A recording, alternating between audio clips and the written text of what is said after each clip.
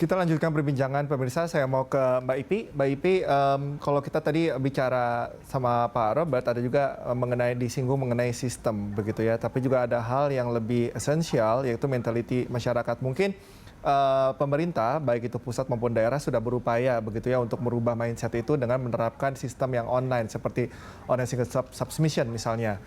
Apakah ini cukup efektif dalam mereduksi mentalitas dan juga perilaku korupsi di pelayanan publik, Mbak Ipi? Ya, jadi saya kira dalam kajian yang dilakukan oleh KPK terkait dengan layanan publik, salah satunya pada sektor perizinan misalnya, memang yang kami temukan yang pertama tadi sudah disampaikan Pak Robert, ya memang ada beberapa hal yang perlu kita rubah, termasuk misalnya dari sisi aparaturnya sendiri. Bagaimana mengubah mindset ataupun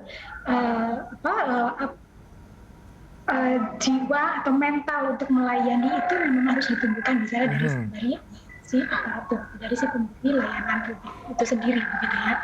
Ini biasanya memang terjadi di awal-awal KPK kajian di awal KPK sendiri bahwa potensi suap. Mbak Ipi, maaf saya harus potong. Bisa diperbaiki dulu audio dari Mbak Ipi karena tidak terdengar dengan jelas audionya. Oke, Mbak Ipi sudah mulai jelas. Silakan dilanjutkan Mbak Ipi. Halo. Oke, silakan Mbak Ipi. Ya, bisa. Sorry. Oke, silakan dilanjutkan Mbak Ipi. Baik, ya.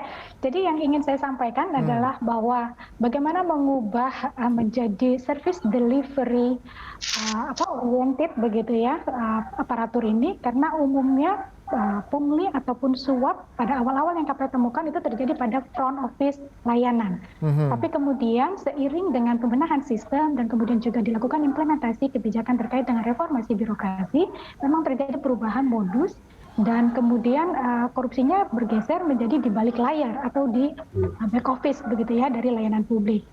Nah, ini juga terjadi pada sektor layanan publik perizinan misalnya. Nah, kemudian bagaimana intervensi yang KPK lakukan? Yang pertama tentu tadi salah satunya bagaimana misalnya meminimalisir kontak fisik antara pemohon layanan dengan penyedia layanan misalnya. Salah satunya bisa dilakukan dengan teknologi informasi yang saat ini sudah berkembang maju. Kita mendorong ke arah digitalisasi misalnya. Kemudian pemberian tanda tangan juga untuk menghindari misalnya potensi ada biaya begitu ya atau suap yang kemudian terbuka ketika misalnya pejabat terkait harus memberikan tanda tangan secara basah. Maka kita mendorong misalnya dilakukan dengan tanda tangan secara elektronik. Jadi memang penggunaan teknologi informasi dan teknologi komunikasi di dalam pelayanan publik atau pemberian layanan publik ini memang salah satu yang kami dorong agar bisa meminimalisir begitu ya potensi kontak fisik, potensi untuk pemberian suap ataupun ada pemerasan ataupun pungli di dalam layanan publik. Yang KPK lakukan misalnya melalui unit koordinasi supervisi yang melakukan pendampingan terhadap pemerintah daerah.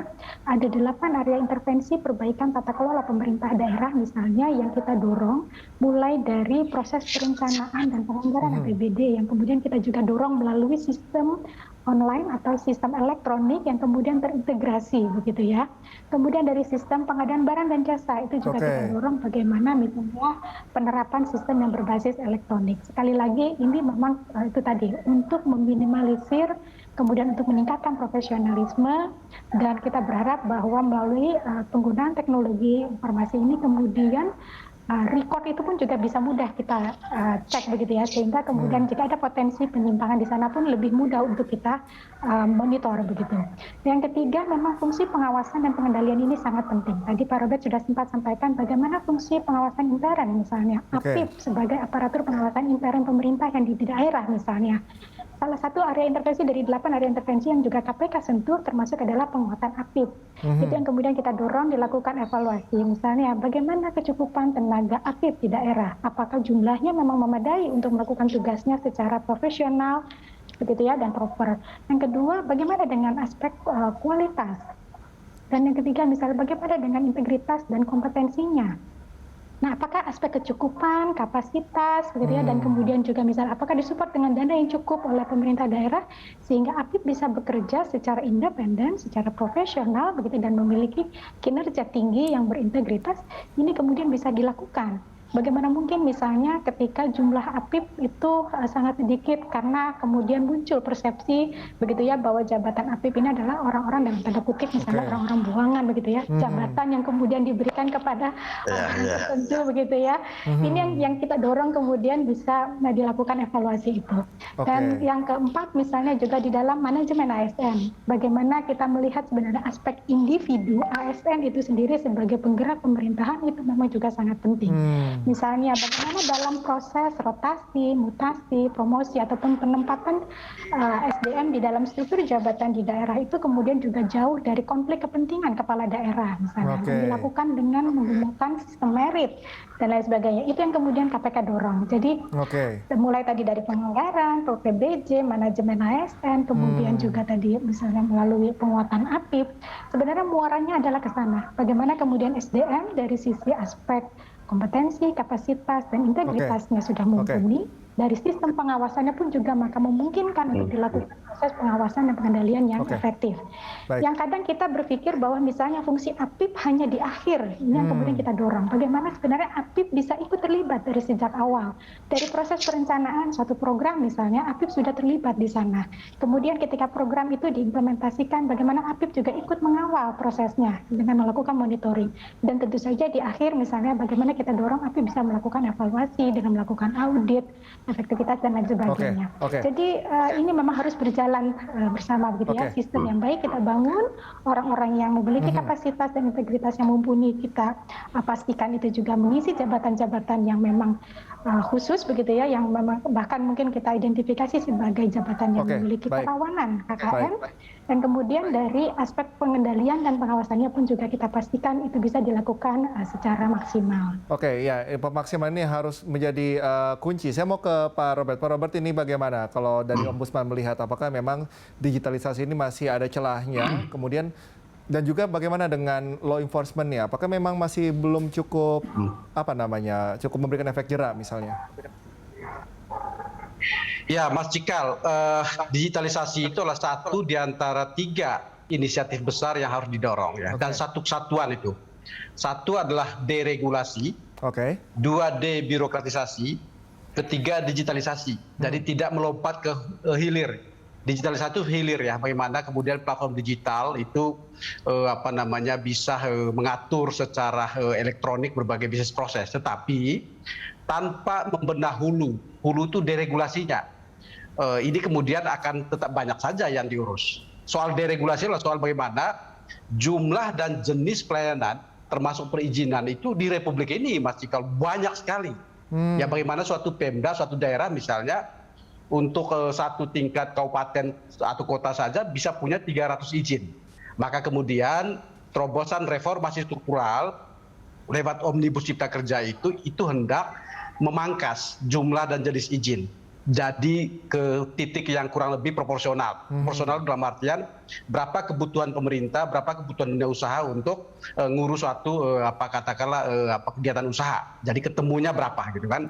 Nah, kita mendapatkan jumlah dan jenis perizinan yang kira-kira itu proporsional sesuai dengan kebutuhan berbagai pihak. Kalau jumlahnya sudah proporsional, baru kemudian ini deregulasinya, baru kemudian kita masuk ke debirokrasi.